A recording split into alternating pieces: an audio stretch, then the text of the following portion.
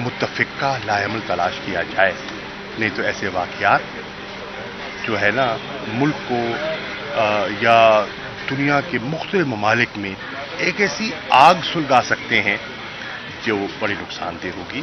तो ये इस वक्त हर पाकिस्तानी का और हर मुसलमान का दिल दुखा हुआ है। मौजूदा हुकूमत IMF के माहिदे को अपनी कामयाबी कराती है, आप इस माहिदे को किस तरह देख रहे हैं? क्या पाकिस्तानी कौम के लिए बेहतर है या आप लोगों ने बेहतर किया था? देखिए अर्जी है, एक मुआहदा हुआ है, एक 9 माह के लिए $3 बिलियन का स्टैंड बाय अरेंजमेंट जो है वो आपके सामने आया है। उससे ये तो हुआ है कि जो इमीडिएट डिफॉल्ट का खतरा था वो टल गया।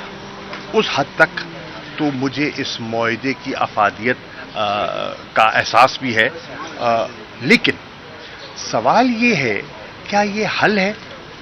ये हल नहीं है।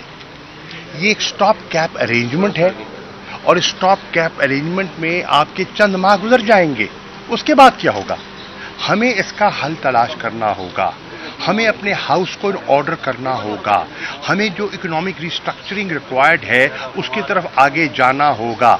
अगर नहीं जाएंगे तो माजी में भी हमने कई मुआहदे किए जिनको पाया तकमील तक ना पहुंचा सके, तो ये एक और उसका शाखसाना होगा। आप इमरान खान साहब आ रहे हैं, क्या ऐसे मुलाकात है? कोई पार्टी के बारे में कोई डिस्कस हो रहा है कि इस्तेकाम पार्टी को किस तरह काउंटर करना है या क्या करना है? देखिए, हर पॉलिटिकल पार्टी अपने लाएमर के बारे में गौर व खौज करती है, यकीनन तहरीक इंसाफ भी कर रही है।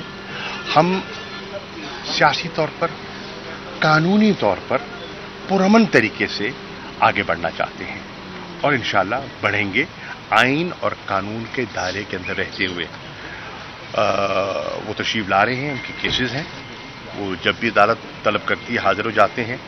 मेरे केसेस हैं, मैं हाजिर हुआ हूँ यहाँ मुल्तान। कल 5 केसेस हैं, मुझे वहाँ हाजिर होना है और वहाँ